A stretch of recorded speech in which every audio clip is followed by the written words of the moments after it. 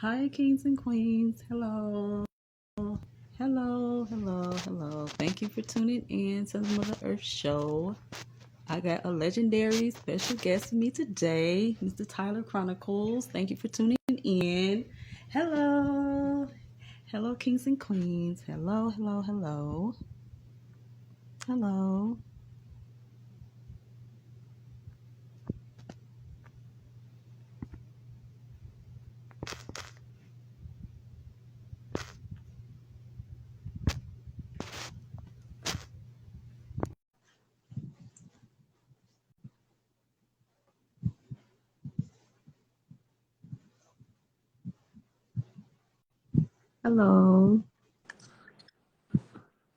Uh-oh, there you go.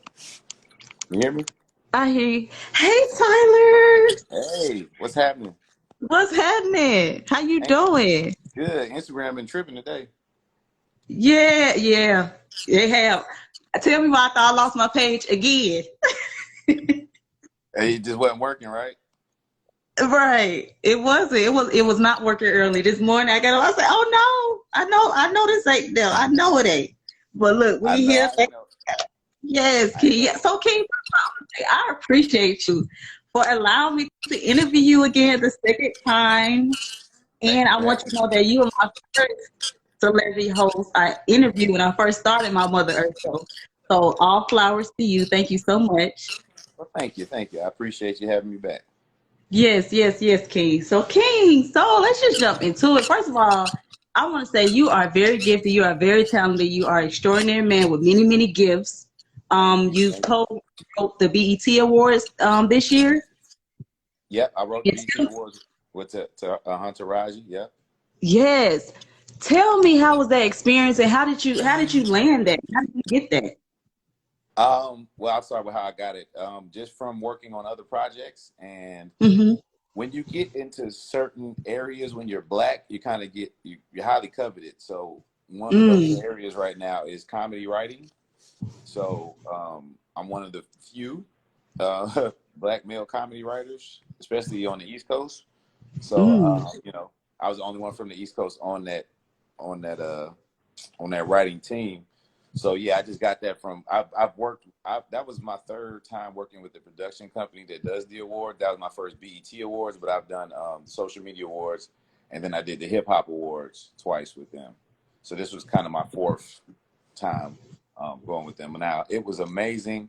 Taraji P Mm. Henson is probably how everybody thinks that she is if they've never met her. Super down to earth, easy to work with, professional at the same time. So it was just cool. It's always good to work with somebody that's really good and makes your job easy. And she was just she was real hype about everything. That was the real cool part. Sometimes you work with celebrities and they just for whatever reason, personal or whatever, they just be down and they just go do their job. But she was just really excited and hype and ready to work. So it was a really cool experience, and I got a lot of good feedback from people that watch the awards, because sometimes BT awards be getting a lot of flack, but that one was a pretty good one. Everybody said.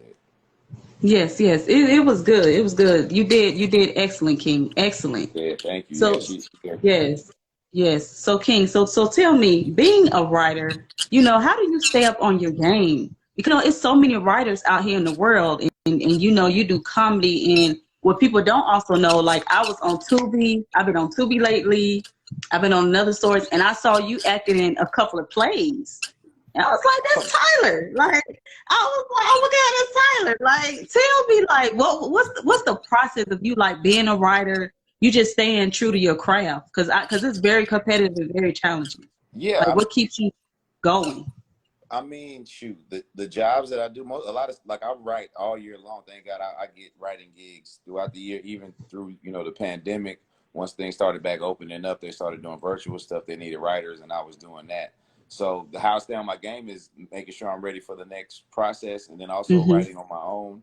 Just either being jokes, or when I'm on the radio, when I have to write up my setups for that, or when I'm writing for another comedian, or when I'm writing my own scripts and stories and stuff like that. So you're never not writing. Like, especially as a comedian, you Mm-hmm. see something that's interesting or you think you can make it funny, you write it down and then maybe go back to it later. So you never really stop writing. So I kind of fell into that pocket.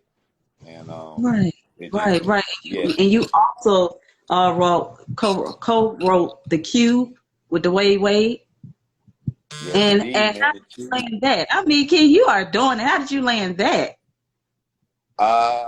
Well, this was kind of another situation that now I haven't. The person that hired me for the Cube, I haven't worked with them before, but I've been Mm, knowing them and they know of my work, so that's kind of how that happened. But how it really even came to the point to where they would even looking to hire so a writer like myself. When Dwayne Wade took that job, he said, "Man, I want somebody black in every department. I don't care, you know what I'm saying? I mm, want to obviously qualify, but I need black people in every department. I need that diversity for me to even take this." And that's how I even, they even gave me the call, because normally they'll probably just get who they already get that's been working on game shows and run it. But shout out to Dwayne Wade for making sure that we were all included, and everybody that was there. It was a super diverse yes. set. Everybody was there working. It was pretty dope.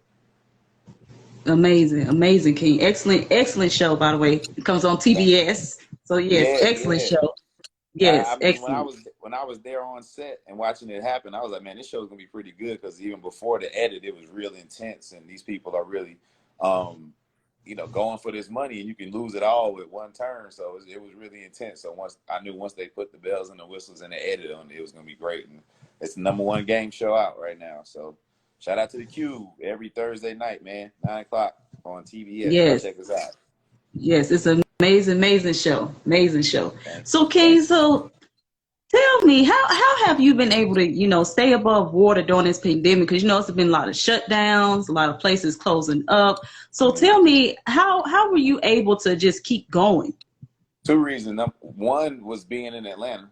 Shit, Mm, we were closed the shortest, I think, and being a comedian, one of the first things to open back up that I guess the city and and everybody in clubs and venues felt safe was with bars and comedy clubs. So I started back doing comedy again. I guess the pandemic's February, March. I started back doing comedy June, July.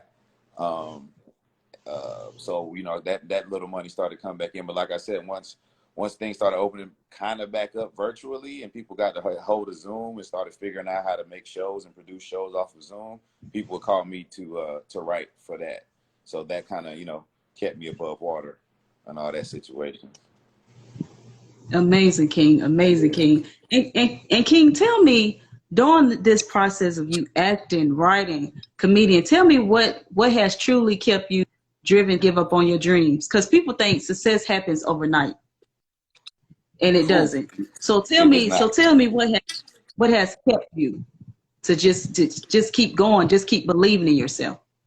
Yeah, I mean, well, I coming out of high school, college, all that stuff, I've always worked for people for Mm, whatever they had going on, I guess what their dream was, and I always and it was hard, it was a struggle. You got hired, you got fired, you had a hard time finding a job, just like anywhere else. And I figured, I was like, well, if I'm going to get hired, fired, struggle, be broke, I might as well do all that while trying to do something that I want to do. You know what I mean? Instead of being hired, fired, struggle, broke for somebody else. So once I figured that part out of my life, the motivation is in I'm doing what I want to do. So it goes mm, from I have to I get to, instead of saying, man, I have to go to this show, or I have to go to this meeting, I have to do this interview. You say, oh, I get to go to this show, I get to have this interview, and it kind of changes everything and how you look at stuff.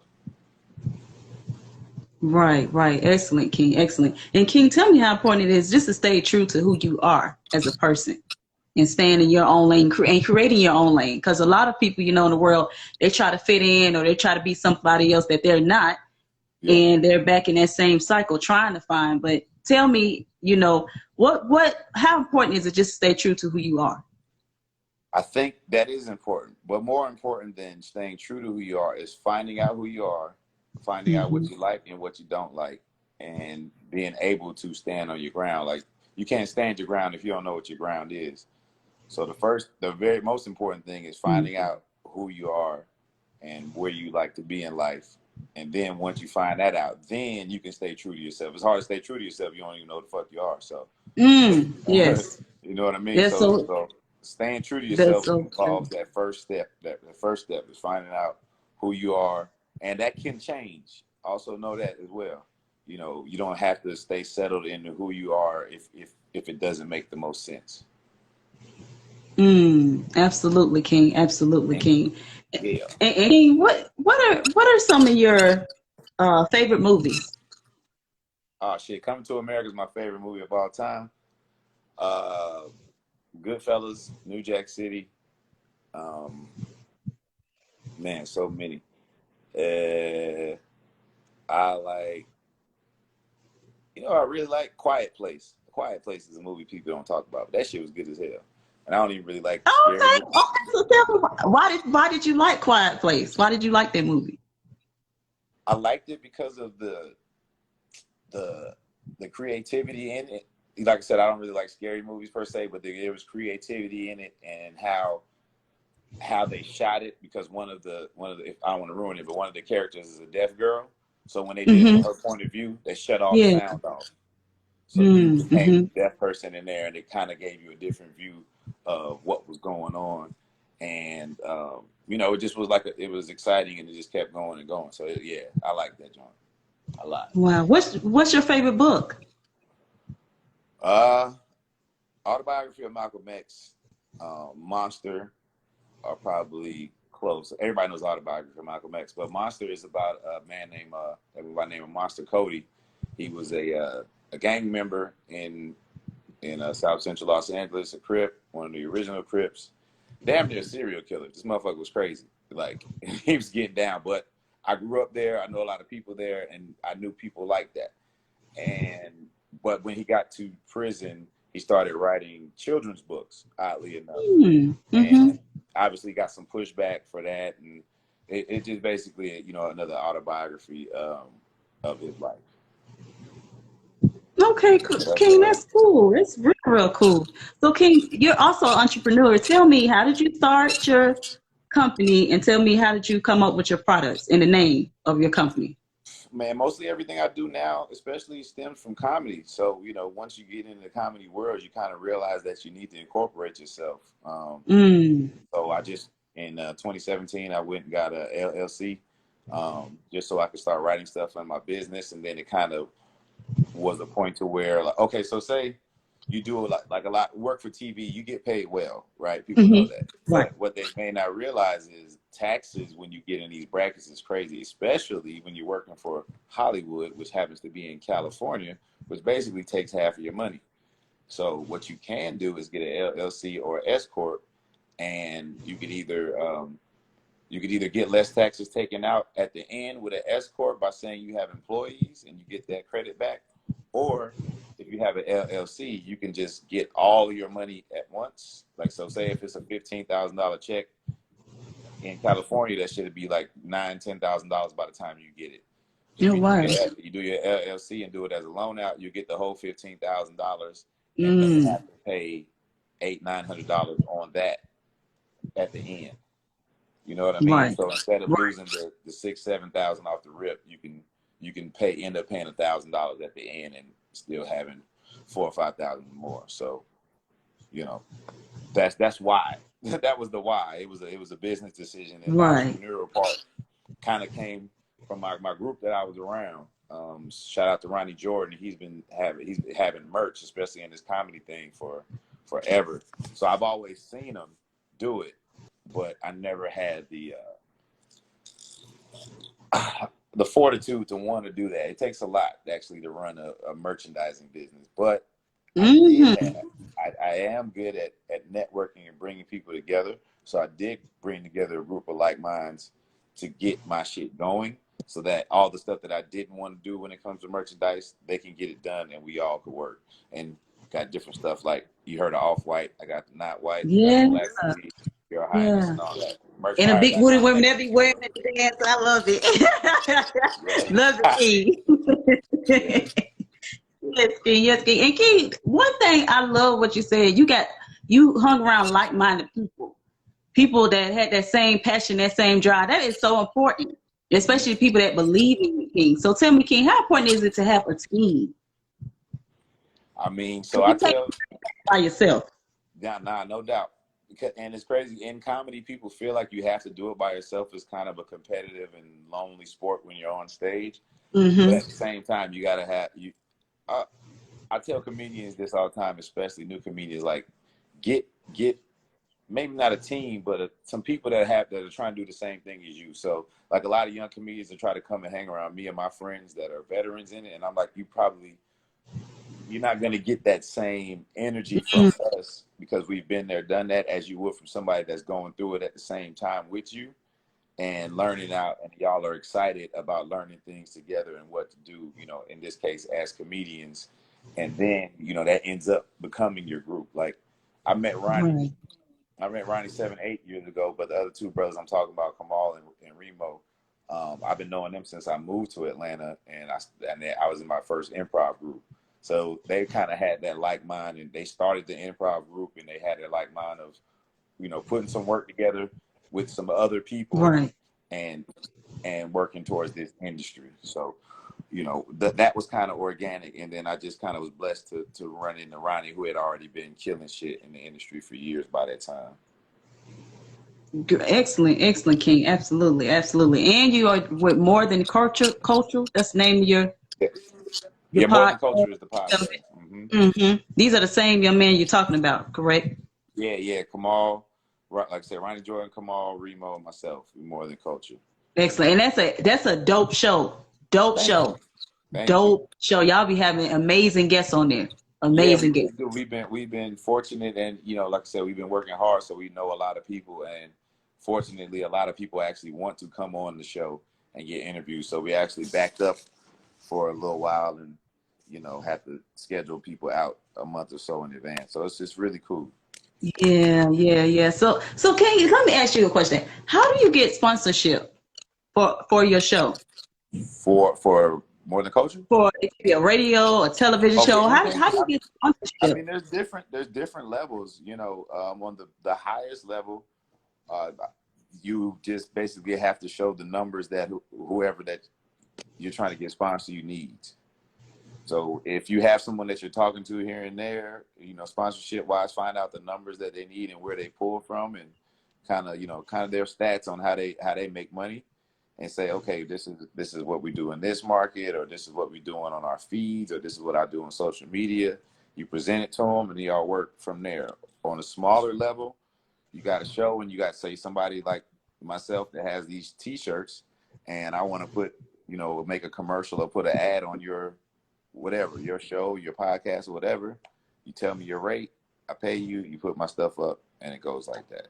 So there's levels to sponsorships, but I don't think there's a direct answer on how to get it. I think you just gotta keep, just like anything else, keep working at them, and then you'll figure out, okay, I need to do this, or I'm this close to getting this sponsorship, but I got something that's a little bit less. Let me try to get that. Just trial and error type shit.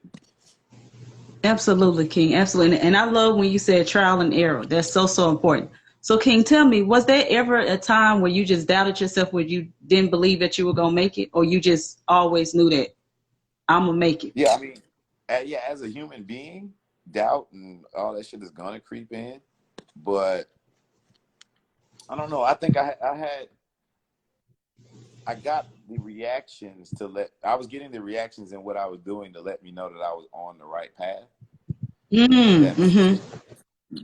didn't have anything. I mean, there was setbacks and everything, but there was nothing that made me ever feel like I shouldn't be doing this. You know what I mean? Everybody I was around, my peers, would let me know, like, you know, where I was at in terms of the rankings of what was going on, and, you know, certain people telling me that I'm funny, that I looked up to in the comedy game and stuff. So it just kind of lets you know, like, all right, if they think I'm funny, or if they want to take me on the road, or somebody come up to me after the show and they're like, I got cancer and it's the first time I laughed in a year, you know, you're on the right path. Absolutely, King. Absolutely, King. And King, what I love about you, you're very humble and down to earth. You better be. Very. That's a beautiful thing to have. That's so beautiful, because a lot of people don't understand. You know, we're I'm gonna say each and one of us are all successful. We all have the same opportunities given to us. But it's very rare that you find people that's real, that's humble, that's not arrogant, that's not conceited. So like you're just amazing. I just want to let you know you are amazing, because I remember when I first met you, and I was kind of shy, I was scared. I was like, I don't know how he's gonna be. You see, you so tough, like all the tattoos and stuff, but you know, you were sweet, you were arrogant, and you know, we had a good time when you first came on my show, and we're having another beautiful interview. So shout out to you, Keith, for just being amazing, just being humble, being you. That's beautiful, and a lot of people are gonna gravitate always to that. Yeah, it just comes up. I think just how you were raised, how you were brought up, and you know, being nice to people until they're not nice to you. That's where it comes down to, really. Absolutely, King. Absolutely, King. And King, tell me how Wild 'N Out is going for you. It's going good. We on air Tuesday and Wednesday now, one episode a day, so 2 new episodes a week. We shot 27 of them things, and actually got some news that we'll probably be shooting again in October for season 17, which will probably come out before the end of the year. So yeah, we're pumping it out. Shout out Nick Cannon, man. Excellent, excellent. So King, so tell me all the platforms people can follow you. Tell me any up and coming projects you have that you want the world to know, because you are amazing. So to know these things. Thank you. Tyler Chronicles on every single thing that you need to know. Let me see, what do I have coming? Like I said, Wild 'N Out is coming up. I'm actually going later on today, working on this project. T.I.'s doing this independent project here in Atlanta with a lot of comedians, which is, you know, should be pretty cool. And yeah, B103 every morning, 6 to 10, the Big Tigger morning Big Tigger show. Yes, yes. Check us out. The Cube on TBS on Thursday night. And, you know, I'm on the road, myself and Darren Brand. Fuck the Pandemic tour. We just left, we was in Orlando, and then where was we at? I was just there, Charlotte. There we go. Charlotte and Virginia last weekend. So got Ohio coming up, and a couple other places. So yeah, man, we're just making a move. Excellent, King. Excellent, King. And King, I want to let you know I'm so proud of you. Watch the podcast, More Than Culture. Thank you, Big Talk. Yes. Please watch the podcast, because that podcast is amazing. Very amazing. New episode coming out today, I think 6 o'clock. New episode, More Than Culture podcast with the rapper 4 Eyes, Atlanta legend, freestyle god. So yeah, tap in with us. Okay, King. Yes, King. Yes, you is doing. Yes, King. So, King, I just want to let you know I'm very proud of you. You keep going. You keep being you, and you are amazing. Like I enjoy you. I love watching you. You always inspire me. Every time I reach out, I got a question or I need something, you let me know, and I appreciate it, King. So you know, just keep being you. You're amazing. You rock. Yeah, man. Thank you for reaching out. I appreciate you. Keep going. Thank you, King. Thank you, King. You have a beautiful, blessed day. Thank you. I have a better one, Mom. Thank you. All right, peace. Bye. Thank you, kings and queens, for tuning in to the Mutha Earth Show. You all have a beautiful and blessed, amazing weekend. This is Labor Day weekend. So, you know, you all keep being you. You all be safe during this Labor Day weekend. And, you know, just thank God each and every day that we all are here. Prayers to everybody that's been affected horribly with the hurricane. Keep everyone in you all's prayers.